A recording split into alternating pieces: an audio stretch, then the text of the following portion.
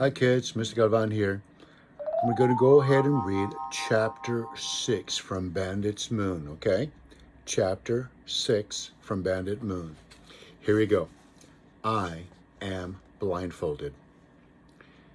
Joaquin hardly missed a day trying to read through my mother's cookbook. He had the alphabet down pat. We'd long ago finished with the herring pie and we were underway on Dutch biscuits. It was then that he had Piopio blindfold me, and that's the way I rode all night long through the smell of pine trees and the scolding of mockingbirds. It seemed no great mystery to me why he didn't want me to see where we were going. The bandits must be heading out for their hideout.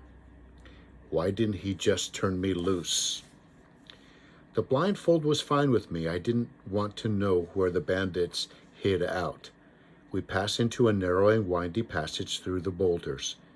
My horse seemed unhappy with the rocky tumble-down footing and scraped me against one wall and then the other.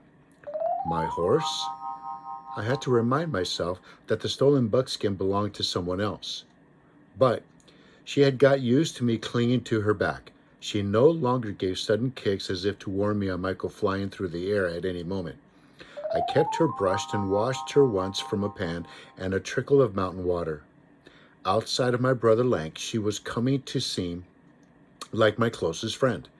I'd even talked to her a couple of times, telling her why she couldn't be given a name. It'll be so much harder to give you up, horse, if I hang a name on you like you were family, so you're just horse. Anyway, I intend to slip away from these bandits as soon as Joaquin can read a little better. I'm honor bound to hold up my part of the bargain. He saved me from Mary, don't forget. Suddenly I heard new voices and wild greetings. When Piopio snapped off the blindfold, I saw that we were in a small canyon with sheer brown cliffs. There were several cook fires scattered about the clearing, each fire throwing in its own monster shadows against the night wall of the canyon. Joaquin must have had 30 men waiting in the hideout and a few women too. There were corrals for horses while cows and pigs and sheep ran free. As if Joaquin had been expected, a whole hog had been roasted on a spit. No one showed the slightest suspicion of me, as if people were accustomed to Joaquin's bringing in strays. Didn't they notice that this time he'd brought in a white-faced Yankee? Maybe it didn't show after weeks in the mountains and foothills. I suppose I had weathered like a shingle. I must be brown as a roast potato. I saw Piopio slipped off his horse and politely embraced a man with coarse white hair and a hanging mustache, and then a woman who braided her hair. Her father and mother for sure, I thought. And lucky for him, I thought, who would ever embrace me when I got home? If I could even figure where home was anyway. I kept to the shadows, and before long, a young woman in a whirling green skirt handed me a shallow wooden bowl. Joaquin said not to look so unhappy. Eat. I wish he would stop keeping such a close eye on me. That would make it harder to slip away when the time came. She gave me a playful shove toward the plank tables laid out for the feast. A couple of fiddles were already beginning to tune up. I yearned to pick one up, but I couldn't have played their tunes. The woman gave her green skirt another whirl and danced a couple of steps, snapping her fingers in the air. I found out later that her name was Rosita and that she hoped to marry Joaquin. That didn't seem a good idea to me. He was bound to be caught, and she'd be visiting the cemetery a lot. A couple of women were patting pancakes between their hands and frying them. Piopio moved up beside me. Tortillas, he explained, and used one to roll up beans and pork and a red sauce floating with seeds. I did the same. His mouth gloriously full, he watched me as if he expected to break out laughing at any moment. He hardly had to wait at all. The sauce turned out to be 3/4 prairie fire. I fanned my mouth and ran gasping for water. You still have a gringo stomach, said Piopio. Nevertheless, for the first time in weeks, I filled myself right up to the top and then lay back in the grass and gazed at the stars. It surprised me that I felt so content in this hidden canyon in the company of rogues and bandits, most of whom would hang. A guitar almost as big as a bathtub joined the fiddles, and Rosita began dancing in the dirt. After a while, Three-Fingered Jack joined her, dancing as quickly and lightly on his feet as a squirrel. Piopio returned to sit beside me. I reckoned that Joaquin had told him to stick to me like flypaper. I had a strong feeling that he had never known a gringo to talk to and regarded me as the next thing to a freak. Yet he was too polite to ask me questions, and not even my name. These bandits were all that way, I'd noticed. Maybe it was a code among outlaws, or maybe Mexicans were born polite. I decided to give out the name Zachary, but nobody asked. We watched Three-Fingered Jack stomp his feet and laugh, and Piopio offered me some advice. Don't cross him. Three-Fingered Jack is touchy as gunpowder. I'll be careful. Do you know how he lost his finger? No. During the war on the Texas border, said Piopio, some gringo shot it off. I stiffened. My father had been there on the Texas border. What if he had shot off that finger? If the thought occurred to Three-Fingered Jack, he wouldn't hesitate. He'd strangle me on the spot. But for all I knew, Three-Fingered Jack had fired the shot that brought down my father. The thought put me in a sudden lather of sweat. Then I gave my head a sharp shake to stop my imagination from running away with me. What had they been fighting about anyway? Piopio asked. The war? I don't know for sure, I said. I think both sides wanted Texas. But why? Weren't there enough cactus and rattlesnakes to go around, and now you got California too? This earth between my fingers was once Mexico. I was born here, like my father and his father and his father, but the gringos call us foreigners. They are the foreigners, true? True, I said. But Joaquin's evens the score, said Piopio with a huge glow of a smile. He is a great man, yes? You agree? But he's an outlaw. He robs innocent people. He was innocent too. He bothered nobody digging his own gold claim with his brother. Do you see any wanted posters for Senor Calico and his friends who grabbed the diggings for themselves? Did you know they tied Joaquin to a tree to watch them hang his brother? Look, see Rosita dancing? Where is her sister, Carmela, that Joaquin had married? She has never again been seen alive. So, gringo, my father told me that Joaquin the Peaceful became Joaquin the Terrible in the snap of a finger. No one will hang him. He is too clever. He was clever enough as I'd seen for myself, but when I looked over at Joaquin, who now joined in the dancing, I kept seeing him with a scratchy sheriff's rope around his neck. I warned myself not to let his smiles melt me, the way they had Rosita and Piopio and everyone else.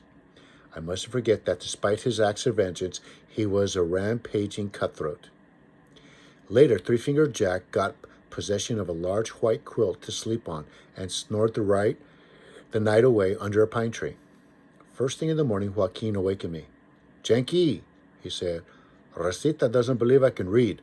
Bring the book. I dug out the recipes and followed him to one of the morning cook fires. I handed him the book. Herring pie, he said in a voice as full as an actor's on the stage. What's herring? Asked Rosita. Some poisonous Yankee fish. It's not poisonous, I said, but you do have to be awfully hungry. Joaquin went on. Take white pickled herrings, boil them a little. He went off for a few more sentences. Letter perfect except for the word cinnamon. Rosita's dark eyes went wide as Joaquin demonstrated his amazing feat. You must learn to read too, Rosita, he said. The Yankee muchacho will teach you. Me? My heart gave an awful plunk. Did he think he was going to keep me here until I was full grown?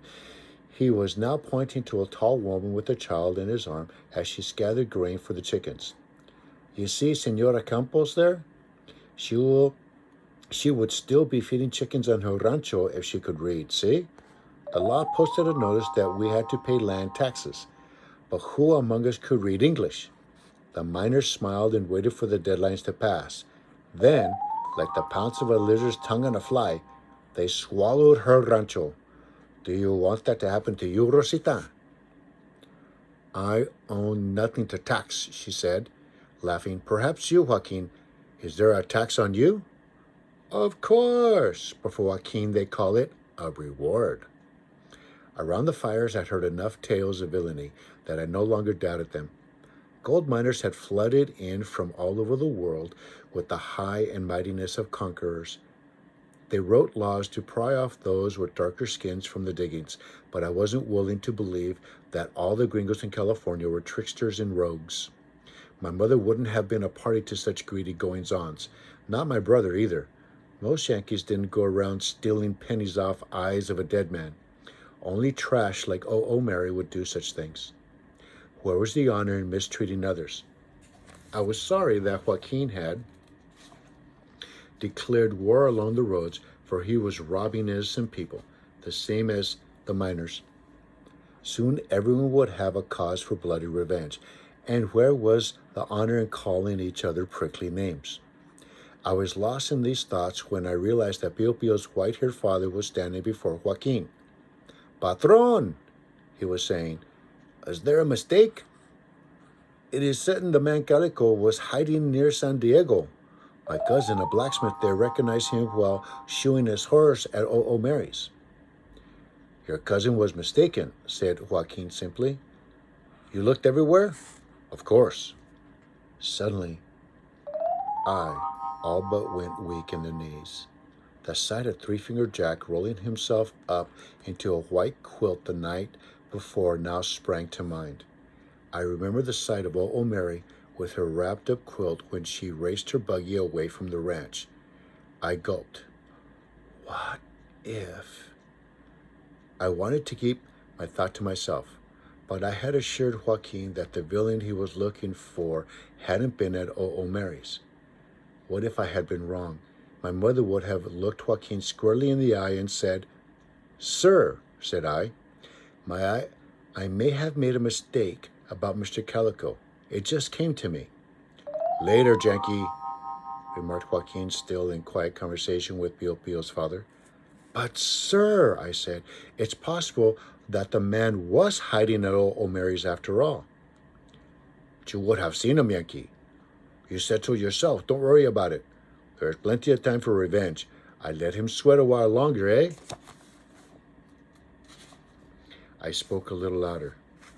O.O. Mary had me locked up in a shed off the barn for almost a week. He would have been in the ranch house, but I wouldn't have known it. Joaquin now gave me a sharpening look. Did you see him grow wings and fly away as we came up, eh? Not exactly, but when O.O. Mary whipped her buggy out of there, she had her big feathered mattress with her. What if he was rolled up inside? He gazed at me for a long time, so long that my toes began to curl. Then he called to Three-Finger Jack. String up this Yankee, he said, and walked away. But he didn't say it loud enough for anyone to hear it but me. For a couple of days I seemed to have gone invisible. Joaquin looked through me as if I were so much window glass. But then he sent Piopio for me and the cookbook, and we resumed his lessons as if nothing had happened. I was coming to feel that the book cast a spell that would keep me safe. He wasn't going to let anything happen to me until he learned to read. But he was learning so fast that we were soon returning the last pages of the book. Suddenly I asked boldly, Why do you bother? You will surely hang. Will I? He gave a little smile and added, Es destino. What does that mean? It's destiny, eh? Es destino. I was to hear him say that 100 times. That's the end of chapter 6.